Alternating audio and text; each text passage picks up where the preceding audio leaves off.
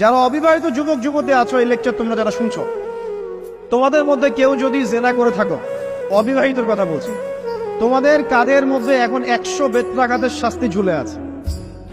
সূরা নূরের 1 থেকে 3 নম্বর আয়াত পড়ে দেখবে, অবিবাহিত যুবক যুবতী যদি জেনা করে তাদের শাস্তি হচ্ছে 100 বেত্রাঘাত, তাও জনসমক্ষে, এবং এক বছরের জন্য নির্বাসন।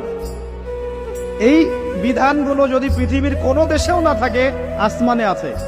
মরার সাথে সাথেই এই বিধান কার্যকর হবে ইনশাআল্লাহ। বাঁচার মধ্যে কি একটাই উপায় আছে।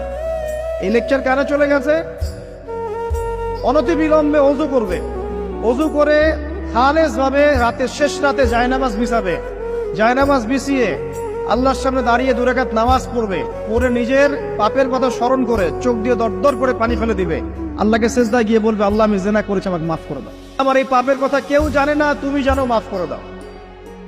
এই মাফ নেওয়ার পরে আবার ওই যার সাথে করেছেন ওর সাথে আবার লিঙ্ক আপ করার চেষ্টা করেন না। আসো আমরা জেনা করেছিলাম, আসো বিয়ে করে নেই, এটা সলিউশন না। জেনা করেছেন, আগে তওবা করে ফিরে আসতে হবে, তারপরে পুরো জীবন ইসলামিক লাইফ লিড করতে হবে।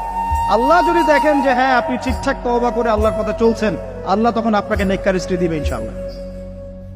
এই এই এই একমাত্র রাস্তা যুবকদের জন্য এবং যুবতীদের জন্যও।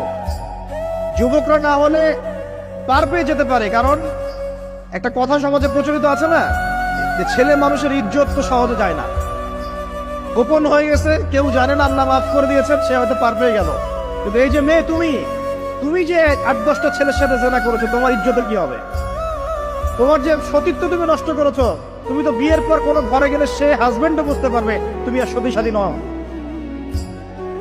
তখন তোমার কি হবে?